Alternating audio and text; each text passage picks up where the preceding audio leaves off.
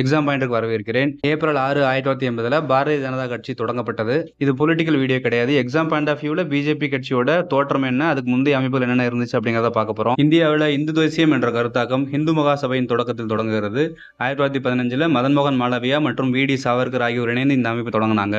இந்து தேசியம், இந்து தத்துவம், இந்துத்துவா அப்படிங்கிற கருத்தை முதல்ல விதைச்சது இந்த இந்து மகாசபை. 1925ல இந்து மகாசபையிலிருந்து வந்த கே.பி. ஹெட்கேவர் என்பவர் RSS என்ற அமைப்பை தொடங்கினார். இந்த அமைப்பு கலாச்சார மற்றும் சமூக நிறுவனமாக செயல்படும் அறிவிச்சிருக்காங்க. RSS அமைப்பின் முன்னாள் தலைவர் ஏக்நாத் ரானடோட முன்னெடுப்புல பாராளுமன்ற உறுப்பினர்கள் ஆதரவோட விவேகானந்தரோட சிலை, விவேகானந்த தியான மண்டபம் கன்னியாகுமரியில் அமைக்கப்பட்டது. அப்போது இருந்த குடியரசுத் தலைவர் வி.வி. கிரி அவர்களால் செப்டம்பர் 2, 1970 விவேகானந்தர் மண்டபம் திறக்கப்பட்டது. சர்வதேச யோகா தினம் 2015 ஜூன் 24 அனுசரிச்சிட்டு இருக்கோம். 2014 ஐக்கிய நாடுகள் பொது சபையில் இந்தியா இந்த கோரிக்கையை முன்வைக்கும் போது வட அரைகோளத்தில் நீண்ட பகல் உள்ள நாள் ஜூன் 21, அதிக அளவு சூரிய ஆற்றல் வட அரைகோளத்தில் விழக்கூடிய அந்த நாளை சர்வதேச யோகா தினம் அனுசரிக்க சொல்லி இந்தியா கோரிக்கை வச்சதா சொல்லியிருப்பாங்க. ஆனா அப்போதைக்கு ஒரு சர்ச்சையை கிளப்பினாங்க. கே.பி. ஹெட்கேவரோட நினைவு நாள் ஜூன் 21 அனுசரிக்கப்படுகிறது. ஸோ அந்த நாளை நினைவில் வச்சுக்கிட்டு தான் ஜூன் 21 இந்தியா உலக அரங்கில் கொண்டு போய் சேர்த்தாங்கன்னு சொல்லி ஒரு சர்ச்சையை கிளப்பினாங்க. அடுத்து பாரதிய ஜனசங்கம் அக்டோபர் 21, 1951 ஷியாம பிரசாத் முகர்ஜியும் தீன்தயாள் உபாத்யாயும் சேர்ந்து தொடங்கினாங்க. ஷியாம பிரசாத் முகர்ஜி இந்த கட்சி தொடங்குறதுக்கு முக்கியமான ஒரு காரணம் இருக்கு. இவர் 1947 1950 வரைக்கும் நேருவோட அமைச்சரவையில மினிஸ்ட்ரி ஆஃப் இண்டஸ்ட்ரி அண்ட் சப்ளையோட மினிஸ்டரா இருந்தாரு. முக்கியமான சில தொழில்துறை திட்டங்களுக்கு அடித்தளமிட்டார். இன்னும் ரொம்ப முக்கியமா பேசணும் அப்படின்னம்னா இண்டஸ்ட்ரியல் பாலிசி 1948 உருவாக்குனதுல முக்கிய பங்கு வகித்தவர் ஷியாம பிரசாத் முகர்ஜி.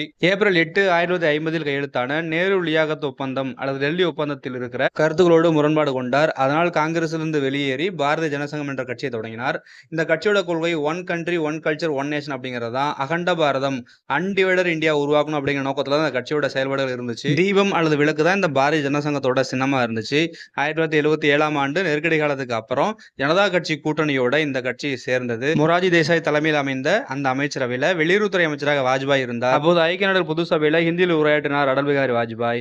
ஸோ ஐக்கிய நாடு பொது சபையில் ஹிந்தியில் உரையாற்றிய முதல் இந்தியர் யாருன்னு கேட்டோம்னா ஏ.பி. வாஜ்பாய். 1979 மொராஜி தேசாய் அரசாங்கம் மண்டல் கமிஷன் அமைத்தது. பி.பி. மண்டல், பிந்தேஸ்வரி பிரசாத் மண்டல் தலைமையில் பிற்படுத்தப்பட்ட மக்களுக்கான இடஒதுக்கீடு குறித்து ஆய்வு செய்ய அமைக்கப்பட்ட குழு இது. இந்த கருத்துக்கு எதிர்ப்பு தெரிவித்து பாரதிய ஜனசங்கம் ஜனதா பார்ட்டி கூட்டணியிலிருந்து வெளியேறி உருவானதுதான் பாரதிய ஜனதா கட்சி 1980 ஏப்ரல் 6ல. வாஜ்பாய் மற்றும் எல்.கே. அத்வானி ஆகியோர் சேர்ந்து தொடங்கிய கட்சி பாரதிய ஜனதா பார்ட்டி. 1996ல 13 நாட்கள் பிரதமராக இருந்தார் வாஜ்பாய். அதற்கு பிறகு 13 மாதங்கள் கடந்து மூன்றாவது முறையாக 1999 2004 வரை பிரதமராக பொறுப்பேற்றார். காங்கிரஸ் அல்லாத ஒரு பிரதமர் 5 ஆண்டுகளை நிறைவு செய்தது இப்பதான்.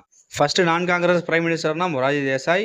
First non Congress prime minister who completed 5 இயர்ஸ்னா அடல் பிகாரி வாஜ்பாய். இந்த வீடியோ உங்களுக்கு மிகவும் பயனுள்ளதா இருந்திருக்கும். மறக்காம இந்த சேனலை சப்ஸ்கிரைப் பண்ணி வச்சுக்கோங்க. உங்க நண்பர்களோடு பகிர்ந்துக்கோங்க.